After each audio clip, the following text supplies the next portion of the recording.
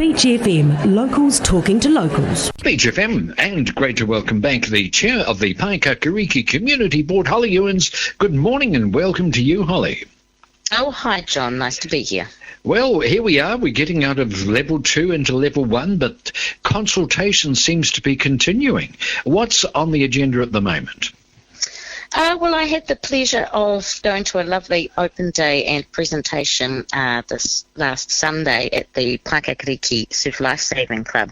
We presented to elected members and community leaders, as well as opening up to the community after our presentation, their plans to shift the surf club and to retreat it further into the park. Most listeners will be aware that the surf club is no longer fit for purpose and is actually sort of falling apart and also falling into the sea. So it's a really exciting project.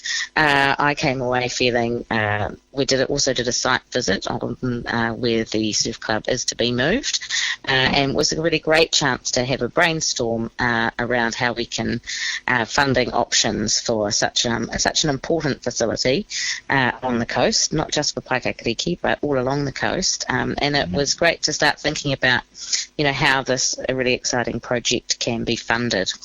So yeah, that was wonderful. But great. If listeners are curious and they haven't seen the plans, they can jump on to paekakariki.nz, and if they've been in the Surf Lifesaving Club, they'll find the plans there.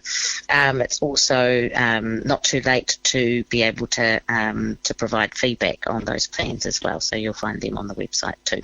How much money is required, Holly? 3.5 million they need to continue. Well, and they will do it. I don't doubt that. It has to be done. So it's where that money is going to be coming from.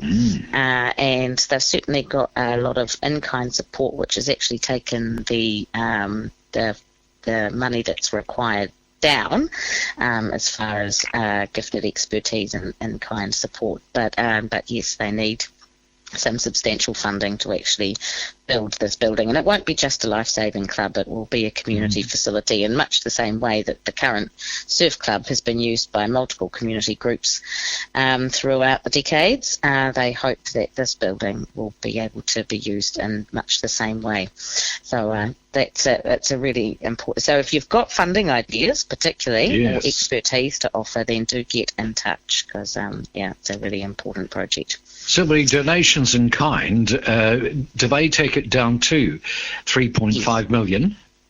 Right. So still another 3.5 million required. Yeah. Yes. Whoa. Yeah, it's quite a substantial building. Obviously, building surf clubs surf lifesaving has changed over the years. Once upon a time, the gear was quite small. Now, of course, with IRBs and motorised vehicles and things on the water, the gear that they need to store and the way that it's stored has changed a lot, because they're storing fuel and things like that too.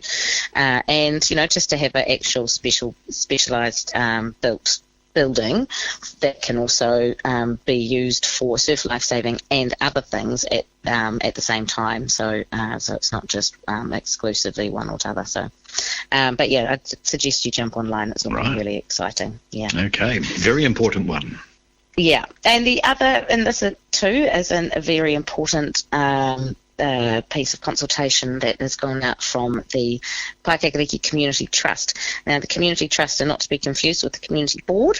The Community Trust are a bunch of volunteers who came together. Most people will know them for their significant work around St. Peter's Hall and the enormous fundraising and redevelopment of that hall, which is now such a jewel in Paekakariki's crown. Now they've got an AGM coming up later in the year, but they have published and put out amendments to their trust deed, and some of these changes are significant. So I would really encourage people to give their feedback. Their deadline for feedback is this Sunday, that's the 20th of September. But I would really encourage people to have a read of the proposed changes to the deed. Just for an example, they've in the deed, they've moved to changing the name of St. Peter's, things like that. So that's quite significant stuff. And the more voices that we have, resident voices in that, the better. And so you can find that on paekakariki.nz. If you jump over to the community board, it will be under current consultations too, so you'll be able to find that. And I do suggest that you get online and do that if you are a local, particularly. And we've also got some nice events coming up too. So also this Sunday at the 20th at 5 o'clock, so that's Sunday at 5 o'clock at St. Peter's Hall, we have Femme Vocale, which is an evening of conversation and performances. It's a Labour Party fundraiser, so all proceeds to the Mana and Otaki Labour campaigns. It's a $20 entry. You do need to RSVP to Janet Holborough if you can, just so that we can keep an idea on numbers. And so it's featuring wonderful bunch of candidates. I have met Barbara Edmonds, and she's a really great speaker and has an extraordinary life story. And Dr. Aisha Varel and Janet Holborough, of course, and Teresa Noby. It's also featuring Coral Trimmer, a wonderful harmonica player and older sister of Sir John Trimmer, and myself. So there'll be some light entertainment from me, Holly Ewens, playing some original tunes, and Coral Trimmer performing as well. And so again, that's $20, and that's September the 20th at 5 o'clock. Which I would suggest you get along to.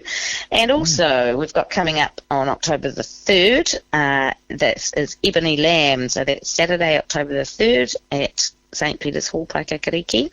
She has been, people might know her from Ebb and Sparrow. So she released 3 critically acclaimed albums through Ebb and Sparrow, and now she has gone solo. And I know Ebony quite well, and I have heard some and played with her on some of her new tunes that she's been writing and is going into the studio to record. So this is a really, really great opportunity to hear those new tunes. She won't be playing by herself. She'll be playing with Graham Antler, who also used to play in Ebb and Sparrow, and she has a guest, Miles Calder. So if that sounds like something that you would like, it'll be a seater. It will certainly be adhering to Level 2 guidelines. There will be limited door sales, but if you don't want to miss out, I would really suggest you jump online and secure yourself a ticket. That's $25. As I spoke last week, lots of gigs are selling out, but Ebony did say she'll be reserving a few for door sales. Oh, that's nice. That's nice. Looking forward to the record. Yes, I'm looking forward to the record too. Yes. Too right. Yeah. Excellent. Yeah. And it shall feature here on Beach FM, as hopefully so will you at some time in the very near future. Holly Ewens, it's been lovely talking to you. You've done so well. Thanks, John. And we wish you and Paekakariki all the very best. Ka kite. 106.3 Beach FM.